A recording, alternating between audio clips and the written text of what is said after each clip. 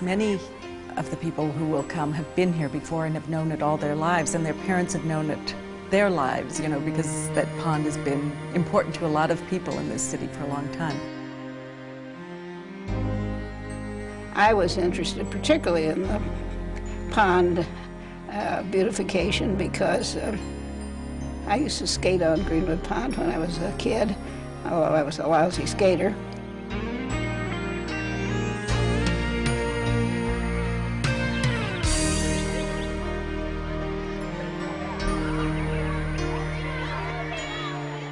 I came in 1989. Julia Terrell had invited me to come and choose a site to do a project. And I looked around this area, the park, and I saw the pond, Greenwood Pond, and I was particularly interested in that place. And some people, the community was really interested in the history of the place, the fact that it had always been a place where people went skating in the wintertime, and they wanted to make sure that that continued, that there be a warming house of some sort. From the very beginning, there has been a great commitment on the part of the committee, a belief in the project, a belief in the quality of it and the importance of it to the museum and to the community. This is really a way that one can move art outside the walls of the museum and involve people that perhaps have never been inside. It's a way of engaging people, maybe a way of helping them relate to the site, to the landscape, to the qualities that exist there. And this project, at least to me, presented an opportunity to become more than we are. I think that the whole project has had a huge dynamic effect within this community, and that people are beginning to realize that these are good, positive things to happen in public places. Back in 1990 and 91, the Science Center was a part of a collection of individuals and organizations that came together as a group in a fantastic and unusual way. One that in my professional projects in the past, I've never seen anything quite like this. When you have such diverse groups as governments and private individuals, and then of course the new component of the Founders Garden Club in among all of this. But the Science Center was called on not only because of its proximity to the lagoon and to the wetlands area in general, but we thought that we had a lot to offer in terms of science education. Suddenly, the Science Center, that normally might not be considered as a part of an art-oriented project, became a very active participant. I think there is a big difference in the way I work from the usual studio artist, and yet there are things that are very similar. I'm not using paint or the regular materials that a sculptor might use. In a way, what I'm doing is more like filmmaking, because there are so many people involved and it's so much of a collaborative effort. I really need to find that there is that thing which many artists want to give to people, which is a sense of the imagination. I want the work to have an emotional, psychological, as well as an intellectual content to it. If I was working by myself on something, I could do anything I wanted to. And that's very nice on one hand. But on the other hand, you find as an artist that you kind of make tracks for yourself. There's a territory that you're familiar with, that you're interested in. And as you go to investigate it, you kind of take the same path there and back again. And what you make ends up, in a way, being that path that's been worn. But if I'm working with all these people, I'm constantly getting pushed out of the track that I would have thought that I wanted to be in. You know, the engineer tells me something, the Parks Department person tells me something. I have to take all of this information into consideration. Now, how do you do that without compromising and watering down the work? This is the big question. You have to be able to take this information and use it and put it to good use and not have it dilute the effort. There were a great many parties involved in it, many of which are part of a typical architectural project, building code officials and City of Des Moines risk management officials who had a strong interest in what was happening at Greenwood Park, park and recreation boards. All of those people are quite often brought into a project like this. And having, our role was really to make sure that they understood the project, understood the good things about the project, understood what it was trying to accomplish, and really help preserve the vision that Mary Miss had for how the elements of the project would fit together. My role often was to get people to understand that although there was some risk in what we were undertaking, that it was a manageable risk, that it was worth doing, and that just because it hadn't been seen before wasn't the reason to reject it. If you can get people to change their thinking a little bit, to focus their energies and their efforts into getting behind an artistic or an architectural idea and allowing it to come to fruition in both in general concept and all its details, there's no doubt that the result of that is going to be stronger than something that gets changed and compromised and watered down and manipulated to the point where the original idea has been so weakened that it doesn't really carry the strength that it was originally intended to. I think one of the most important groups that I've worked with is the Founders Garden Club. The Garden Club had this very specific agenda of wanting to make this demonstration wetland, and they were very open to and interested in the idea of working with me.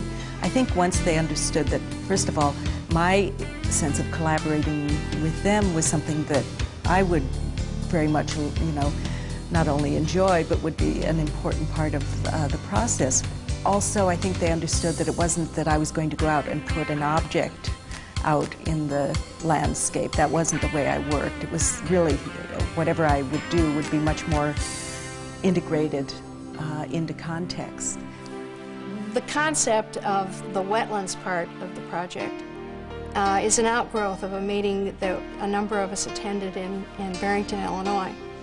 And our then president of Founders Garden Club, Linda Chase, was determined that we were going to continue that enthusiasm in a project which ended up being very much under our noses, very much in the middle of Greenwood Park. It's probably the largest reconstructed wetlands project in the state, or in the area for that matter. So we're pleased to see that it's going to complement the physical part and the art center part. We ended up taking the original plant list and modifying it slightly and making it represent a comparative flora of a prairie pothole system. There's a native prairie component to the project also, and knowing which plants fit on which place make a lot of difference in the success of the planting, but also the authenticity.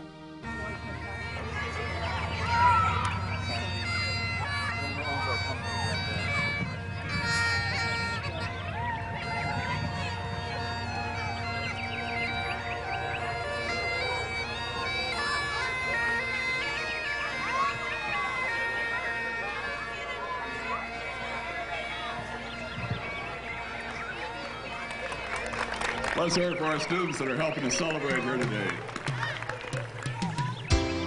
It's beautiful now. There's duck around here, and it's going down in the recess walkway. I love that. You can see the frogs in the water, and it's just really neat what they've done. The lookout tower over here, it's just, I love it all. I think it's great what she's done with it and what the city of Des Moines done. I'm really glad they decided to do something.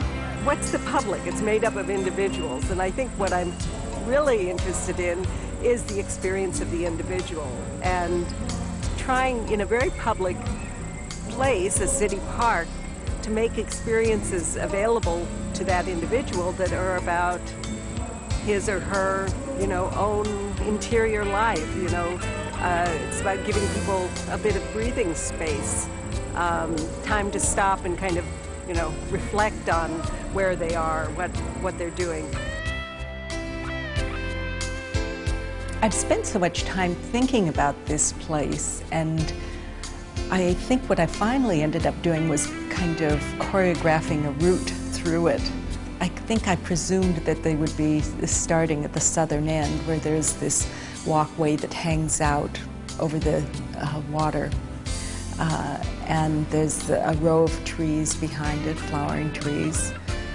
And you continue on and you find that there is then a walkway that leads out into the water, that ramps down to the water, so that, you know, it looks like it continues right under the water's surface. And looking out that way, you see some pilings in the water, and they are continuing in line with this arc that's then picked up on the other side with a negative trough that is cut into the water. But if you come back on this walkway you were just on and continue around, you come to the warming house, which is also an open pavilion. It can be closed up in the wintertime or opened up in the summer. It's a place where people can have picnics or groups can gather. But from that structure, you go on to a bridge that takes you across to the other side of the lake, and then come back and can actually enter in the trough, which is opposite the walkway that ramped into the water on the other side. But I'm describing this double-sided elliptical form that's almost like a leaf, and it's straddling the land and the water.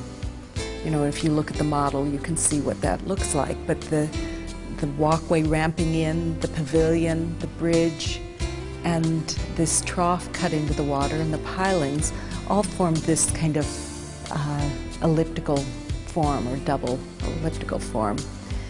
And this way of stitching together the land and the water was really interesting to me.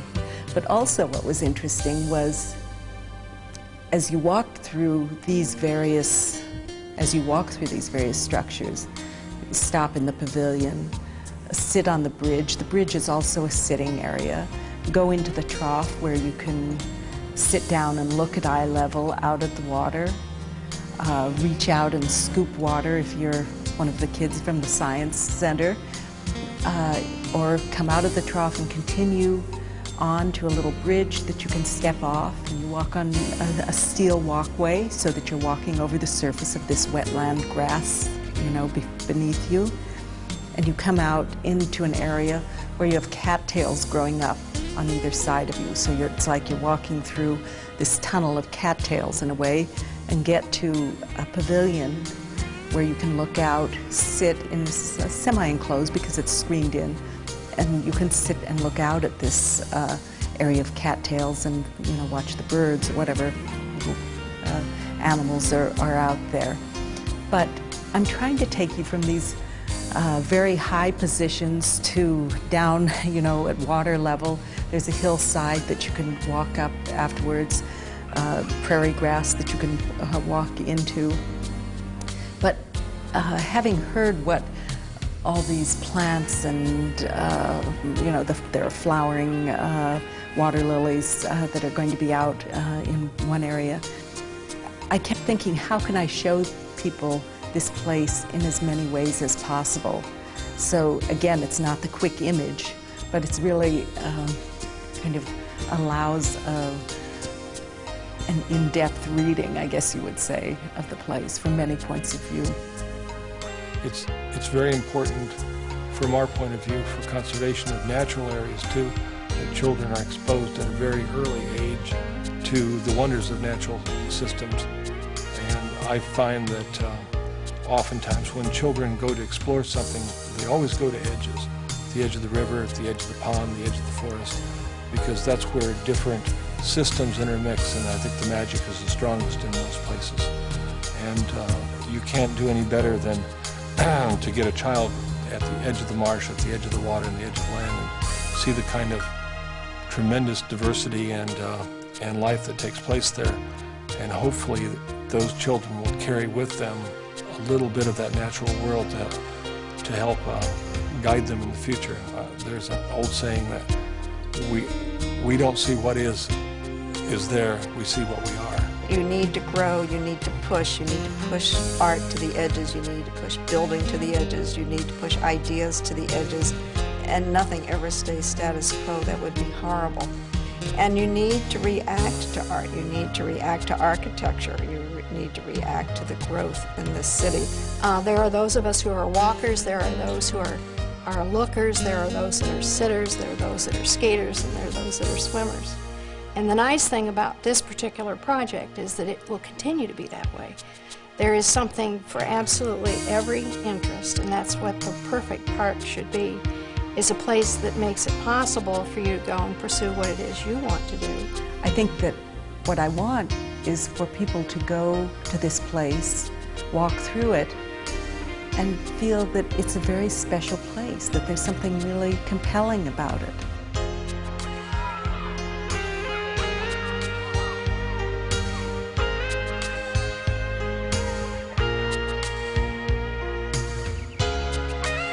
What do you think sitting here 10 years later in this marvelous space? Things have changed, vegetation has grown. What's your reaction? It's great. You know, people will see the pictures and read that, you know, this kind of project happened. But the thing that I think that's most important that people don't realize is it doesn't happen by itself. And if there isn't a strong advocacy group, these things can't happen. And one of the things I've felt very strongly about is that museums should be taking leadership positions within communities. We as artists have gone out and investigated this territory and developed it.